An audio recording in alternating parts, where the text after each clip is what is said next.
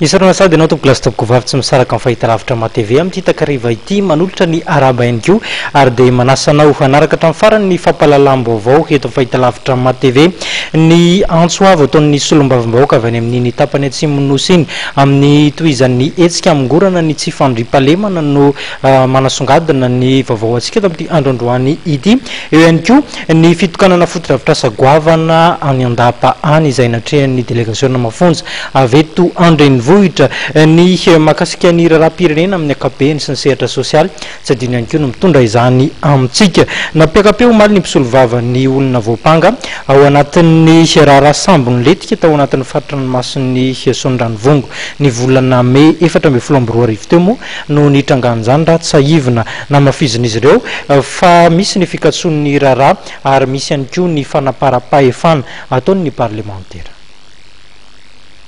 Misy ny fanaparam-pahefana ataona solombavambahoaka ao anatin'ny raharaha sambony eny tany Mananaravaratra any lentika tao amin'ny fahadranomasiny Soaneranivongo ny volana May 2024 hoy nambaran'ny mpisolovava-piaro ireo 2010 lahy ambola voatana amponjavonjy mainka amin'ity raharaha ity. Raha ny fanazavana dia niakatra ty Antananarivo ny antota taratasy amin'izao fotoana izao raha toa ka ny fisarana Tomasina ny tokony tsara izany. Misy fotoana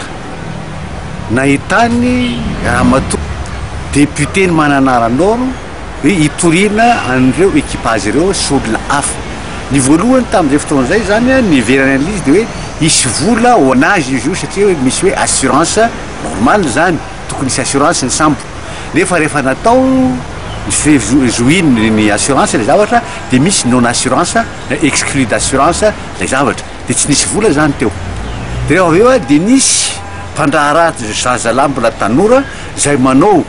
girofla ihany koa io zany hoe ny ampangain-jareo hoe mividy an'ireo zavatra eo na halatra ka eo anatin'izay rehetrarehetra zany tena mampaleona ilay raharaha dia ny hoe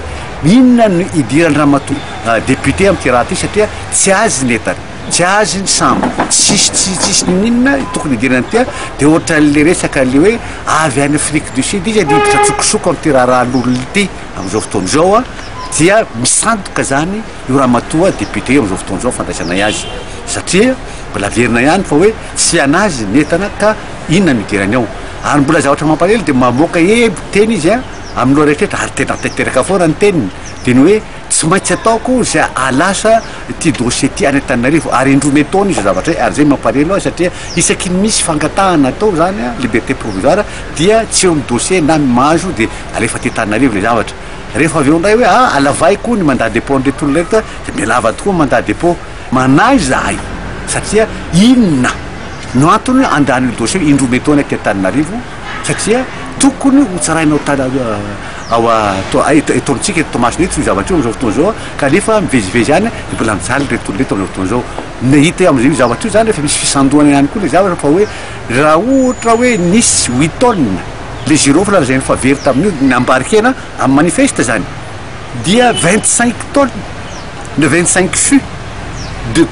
essence de girofle saisisseny an'le olona tena misy zavatra tena fa tsy rariny intsony le zavatra ka noho izany hiatsonina manam-pahefana indrindra ramatoa ministra satria mety ataon'olona fitaovana anaranao ka noho izany malahelo zay zany sy reto ray aman-dreny be da be. Araka izany dia miantso ny tokony hijeren'ny ministeran'ny fitsarana mikasika ity raharaha ity ny mpisolo vavan'ny olona voapanga ao anatin'ny raharaha sambony letika tao amin'ny fahadranomasiny Soaneranivongo ny volana May 2024.